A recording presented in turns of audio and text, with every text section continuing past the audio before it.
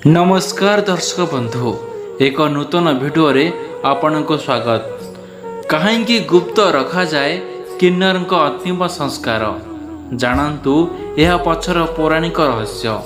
समाज रे मनुष्यर केवल दुईटी दिग विषय प्रायतः आलोचना करा जाए। गोटे हेउची पुरुष, अन्यटी नारी।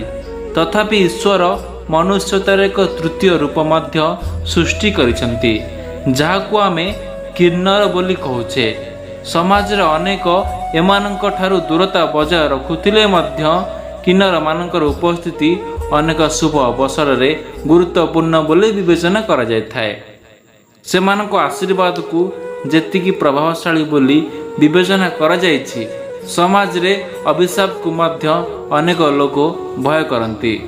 तथापि किन्नरक संप्रदायर किछि रहस्य रहिछि, जहा विषय रे आज मध्य अधिकांश लोक अज्ञ।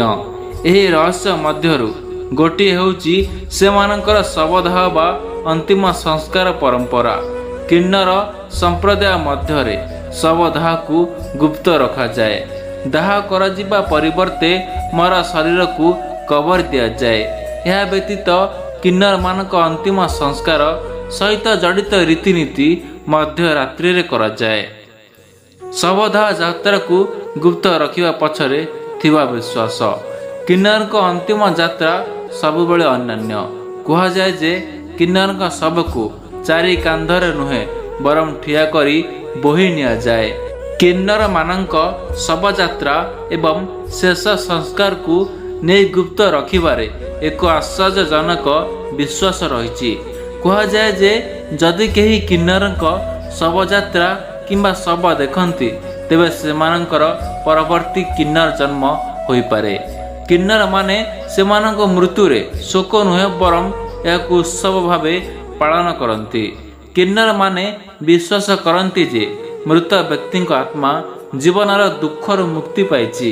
एही समय रे किन्नर माने सेमानंकर देवता इरावन को पूजा करंती एवं प्रार्थना करंती जे मृत आत्मा पुनर्बार किन्नर भाव जन्म न नियंतु।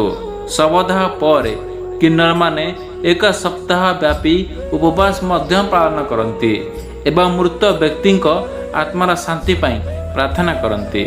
हिंदू धर्म रे शवदाह करा जाए, किंतु किन्नर शरीर को कबर दिया जाए, अर्थात माटी तले पोती दिया जाए।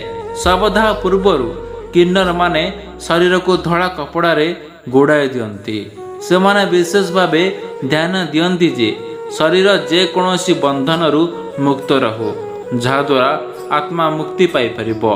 गरुण पुराण अनुसारे किन्नर मानकु यक्ष एवं गंधर्वक सह समान स्थान दिया जायछि। एही खबर दिया जायता सूचना धार्मिक विश्वास एवं साधारण सत्य सत्य उपरे आधारित। यह ओडिया स्मार्ट क्लास चैनल एथिप्रति कौन निजस्व मत रखुना। धन्यवाद।